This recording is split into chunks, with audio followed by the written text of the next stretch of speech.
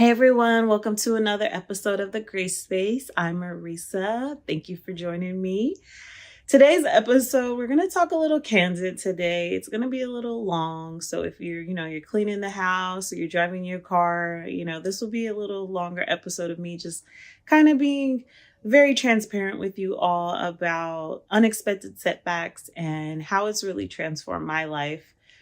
From getting laid off from my corporate job to closing the space that me and my husband built for 7 years, and how really it's a lot. It's really hard. It's been hard. But I feel like this is a great space for me to just open up. I haven't spoke about it with really anybody other than close friends. And this is the space that I really wanted to build for myself in order to just start sharing situations that I've been going through to get here. And one thing God does know, that if he puts me through something, I'm gonna share it with somebody. So sit tight. This is the Grace Space, and this is what we're gonna be talking about today.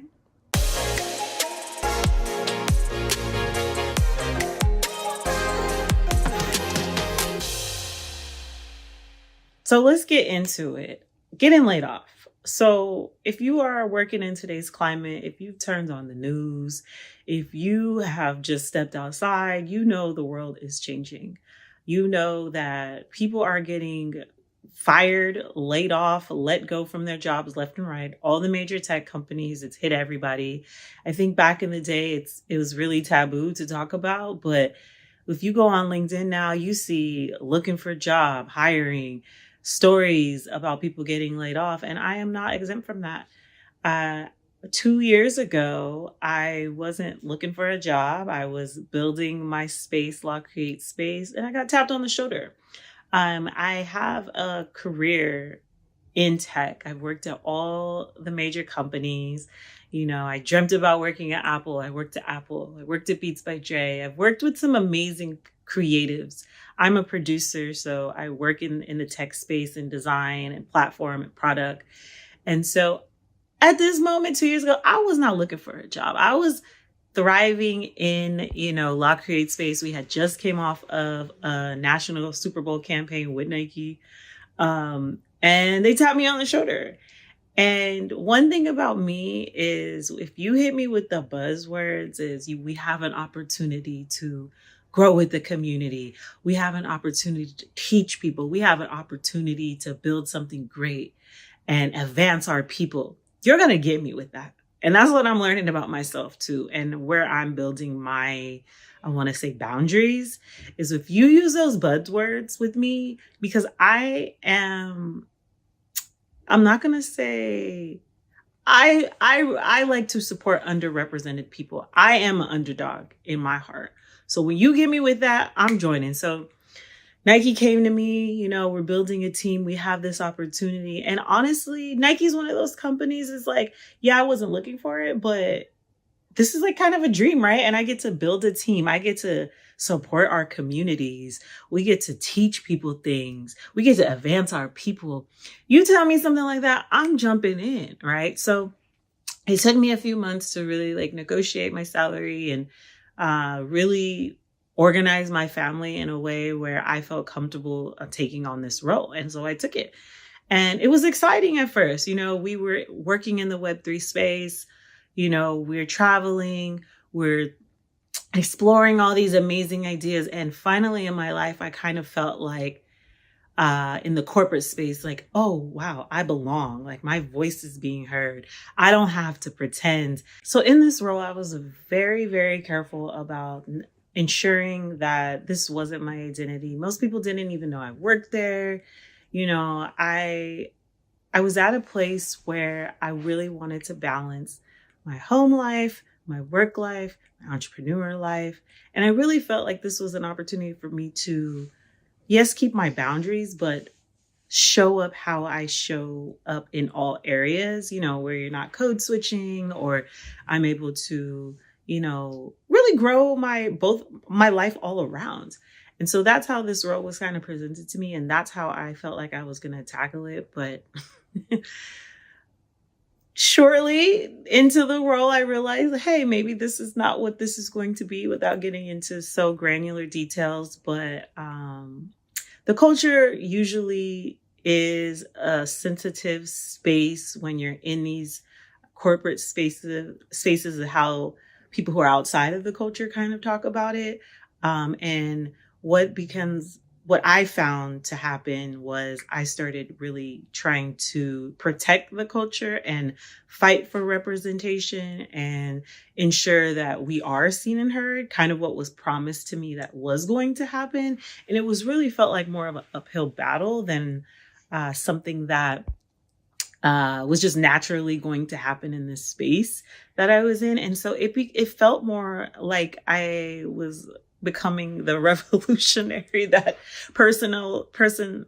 It started to feel like I was becoming more of confrontational and really like, oh, am I the community girl? Am I the girl that's just going to fight for us? Am I going to be the girl that has to speak up in uncomfortable situations? Am I the girl that has to say, oh no, that's probably not the best thing to do, or that's not the person that we probably should be working with if we're going after this demographic? And that became exhausting year one. I remember year one, around the holidays, I felt really depressed and like sad and almost like, dang, what am I doing? Year two, going into it, I was like, you know what? I have real skill sets. I've been working on platform, I've been working on product my whole career. I'm going to focus on that. I am no longer going to be that girl that is fighting for all of the DEI, SEI initiatives. I'm going to focus on the skill sets that I have built in my career. And that's what I tried to do. But unfortunately, I felt like who I am is who I am, right? And it's just going to show up regardless. And so that was year two. And things started to rumble in the company, and fast forward to the layoff, like it was bad. I mean, not just for me, for so many people, for so many families. I am not trying to isolate my situation, but it just felt like we were a number, just like a herd of people on the phone supporting each other, like, okay, you're up next. Okay, what happened? And I was really shocked. I think one, because I worked with people so close to me, I just knew they were going to protect me. And that didn't happen. I was really in shock, and it hurt. And not because of where I worked, it was more so of how it happened. Really feeling like, yeah, I was going to be protected. I fought so hard for so many things, and it felt like nobody was fighting for me. And so after it happened, I talked to so many people in the company. I got the words of encouragement. I got the fake words of encouragement. And I really knew at that moment that the relationships that I built at Nike, the ones that were authentic, showed up so differently for me. And to this day, I value and appreciate those relationships, because the ones that I thought I had, it was every man for themselves. So fast forward a few months, I was very quiet, very sad, just trying to keep it together. It all just felt like a blur to me. Still trying to like take what we had built as a family with our business and salvage that, because I felt like I was away for so long. Almost like, not like I neglected it, but like, where do I pick up those pieces of what I built? Because what we built as a family is what even drew attention to these corporate companies to even reach out to me to begin with. So trying to deal with all of my emotions, feeling like I'm falling into a depression, like, what can I do now? Like, where do I go? Fighting, I feel like, starting arguments with my husband, like, just being in a panic with money and my kids and life, and just not expecting this to happen to me. So I feel like I was able to sit in my emotions for like about a month. And after that month, we took the family to Atlanta, got to hang out with Megan and her family and just really be around culture. Mm-hmm. And soon enough, I got a phone call, and it was the city of LA asking La Create Space to come and produce an event for them, which was a great opportunity, very lucrative. So it was just like picking myself up, out of this sadness of losing my job, but like really knowing that there's an opportunity here and how do we navigate that? So I can navigate that in my sleep. So, my husband and I, we called up our team, we prepared, we flew back in from Atlanta. The next day we hit the ground and we produced this amazing event with the community in the city. That was the first moment where I was like, maybe there's something here. And sure enough, we just kept getting these opportunities, with a very good number to it, right? To produce activations and events. And this is what I really went to Nike to do anyway, right? Is to produce events and workshops and create beautiful campaigns to represent our culture and our community. And that's where my passion lies. And so I was getting these one-off opportunities for La Create Space and to work with my husband and to figure out like how we can take all that we've done in our business and do it off-site out of our physical space.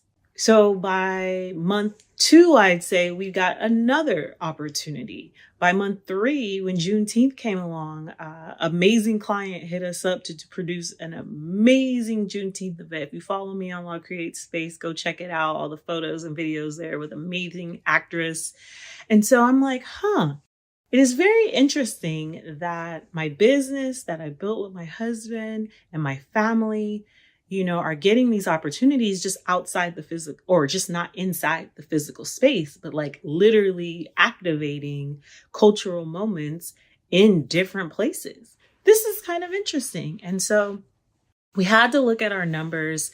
I'm still trying to talk to people at Nike, talk to all these people like, I need to get my job back. There's still opportunity for me to get my job back while all of these other things are happening with our business. And sure enough, I think, tension started to hit and we were faced with reality where it was like, okay, we're making good money and getting great opportunities through our business, La Create Space, but it's not the physical space. And the physical space is starting to become more of, not I don't want to say a burden, but it's an overhead cost. Anybody in entrepreneurship knows low overhead, right? Like when things aren't adding up, when things aren't making sense, you got to look at it. And I think in our community, a lot of times, a lot of emotion is placed in business. And I was talking to a good friend, it's like, that's where we kind of mess up. And it's not our fault, right? We opened up our space. I was pregnant with my first baby. She grew up in that space. There's so many memories attached to that space. Of course, it's emotional, but when we really sat down with the numbers, we really sat down with like our family and like the dynamics, and we spent so much time, but the physical space isn't making enough money. Like we had to then come to the realization like, hey, we might have to close this thing. And that wasn't something I necessarily wanted to hear. I think it was a reality that I was slowly coming to grips with because I didn't go there as much. I wasn't really involved, arguing with my partner, things like that. It's just like, dang, I think that this might be another almost loss that we're going to have to take. And so fast forward, we made a decision as a family. It was very, very hard, but God, as we were prepping to close the space and we sent out a note to everyone and all our partners, we get hit with another huge opportunity with a returning partner to do a activation, an event for the community. And so in closing the actual space, we get this opportunity. And so I didn't even really have a lot of time to grieve closing the physical space. It was really just emotion that we were going through. Okay, get the trucks and get the people to help. Okay, send out the invitations to our farewell. At the same time, planning this amazing event opportunity through our business, but it just looks differently. And I think as I reflect on both losses, there has been so much gain in that loss. It just looks completely different. It does not look, how I intended it to be. With the Nike job, I wanted to go in and help community. I wanted to go in and, educate people and, go around and give opportunities to people. I wanted to show up for our community. With the business, same thing. We set out to have a space for community, have a space for creatives to learn and grow together. And although it didn't pan out exactly how I envisioned it for myself, it did its job. It ran its course. It put me in rooms and gave the business and myself opportunities that I would have never gotten if I didn't take those leaps of faith, right? And so I guess my message for this is, yeah, it sucks. It sucks to have to lose a job. It sucks to have to close down a business. It sucks to have to come to the realization that how you may have planned, prepped, and executed a vision didn't pan out the way you saw it. However, nothing is in vain. And all of those moments and all of those opportunities and all those conversations only prepared you for the moment that you're in now. And it is very cliche and it sounds nice and pretty, but I am a living testament that although I don't want to say I'm upset. I feel like I just haven't talked about it, which I'm doing now. I can look back in this moment right now to know that everything that happened did prepare me to show up for myself in different ways. And I am literally sitting in the transition right now. And a good friend of mine had told me, Marisa, like, don't fight it. Don't try to go get your same job back. Don't try to go talk to the same people and looking for, a different result. Like, lean into your gifts, lean into your peace, lean into, the people who love you. And that's why I even brought up, like some of the relationships I did meet at Nike. The people who truly cared about me just showed up differently. And I love them for that. They know who they are. The people that checked in on me, and really had opportunities for me, like it just looked differently, or just had advice for me. It just looked differently from those who, were just some coworkers. I was actually very shocked that certain people didn't reach out to me. I was really hurt. And I can look back now and it's like, almost like, fuck them. You know what I mean? Because I am going to always show up as Marisa. I am going to always show up as the person who cares about humanity, cares about, unrepresented people, cares about overlooked people, because I'm always overlooked. I'm always, looked on or looked down upon, almost as if I don't have the experience. And I've done it to myself where I have, dimmed my own light in those situations, and never again, never again. And so I just want to encourage someone, because I know the climate is bad. I know the job market is bad. I know everything is high. I know, trust me, like I would wake up and just be like, how did I get here? I was so scared. But as you'll see in these episodes, it's like I just had to ground myself, whether it was through fasting, whether it was through making bread and waking up in those quiet mornings and kneading the bread, just getting grounded with myself and like seeing there was proof of life in something, from flour and water. It sounds crazy, but being grateful for just flour and water, because as you see around us in the news, there are people that don't even have that, and finding gratitude in just moments like that. I just want to encourage you, because you are enough. Everything that you worked for this moment, you are enough. And it's okay. I'm sorry. I was not going to cry. I have not talked about this. People will make you feel like you're not enough. People will make you feel like you did too much or you said too much. But no, like you are enough. In this world that we have just been accustomed to, and that's something I didn't talk about, is like slowing the fuck down. Like, I had to get with my husband. Like, I had to get with my kids. I had to slow down and clean my own house, right? Because, oh my God, I look crazy. I had a cleaner come every week, and it's like, girl, clean your house. You're at home. Clean your own house. Set the tone for your family. And that's what I felt like I really had to do in these times, because I had given all my time to this job, and not saying we all want jobs. We all need money and all the things, but like in those times where it's like you really ain't got nothing going on, like cherish those times, because if you sit with yourself, it may be ugly, it may be uncomfortable, but like God is trying to get your attention. And for me, it's like, girl, okay, I gave you all this. You need to stop looking for other people. You need to stop looking for opportunities. I give you the opportunities. Okay. It's not them. I give you the opportunities. I didn't want you there. Okay. They were not treating you right. They were not utilizing your gifts right. I don't want you there. And the first couple months, I'm fighting that because of my ego. I'm like, no, I'm going to get back there. Like, they made a mistake. They fucked up, which they did. But like, that's not what God wanted for me. It's like, take care of your family, Marisa. Take care of yourself. And that's where, as you'll see, again, the fasting and the working out and the just taking care of me. Another cliche, if you don't take care of yourself, you're not going to be able to take care of anybody else. That is really true. That is really true.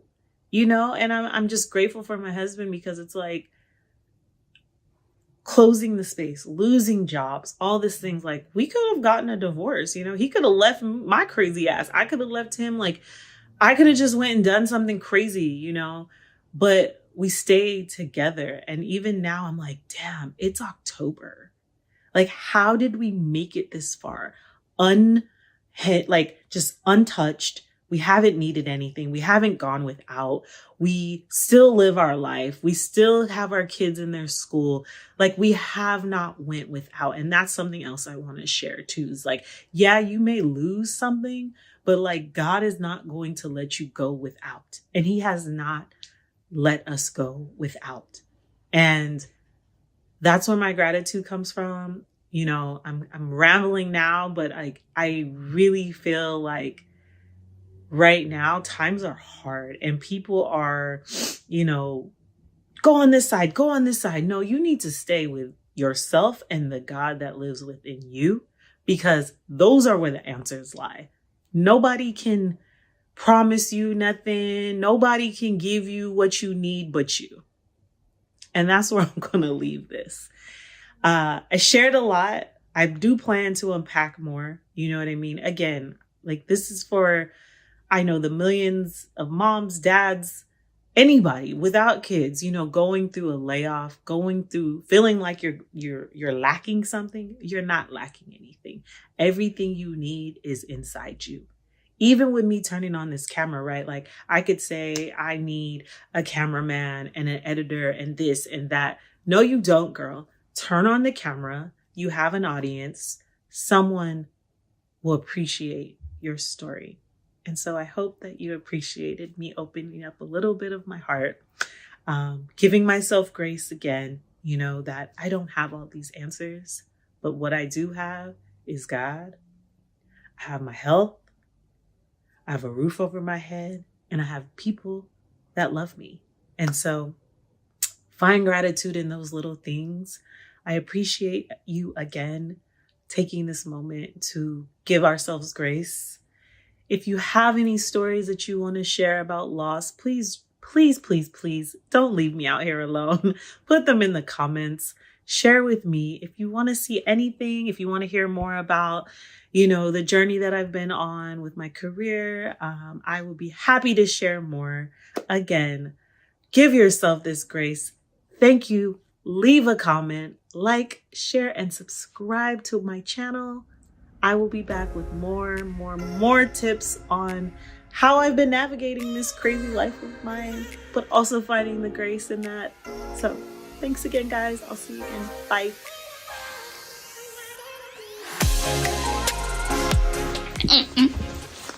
My little Libra girl. What do you want to say? What do you want to say about when things don't go your way? What can you do? What are some things when you get upset and things don't go your way? What are some things you can do? So when you're upset and things don't get your way, you can maybe just like calm down, take the deep breaths, and you can like think of something like 4 things that make you happy, and you can think of things that make you happy and joyful, and you can maybe just imagine about that. What are some things that make you joyful and happy when you're upset? Things don't go your way. So maybe I just go in my room and play. Mm-hmm. And sometimes I read a book and sometimes I draw. Okay, perfect. Give yourself grace. Or sometimes. And also when I want to talk about, I'm 6 years old. I'm her first baby. And my birthday is in October 19th. Hers is the 18th. And it's like super crazy because my friend, her birthday is the 18th of October. And hers is the October 18th. Wow. Awesome. See you later, girl. Bye-bye.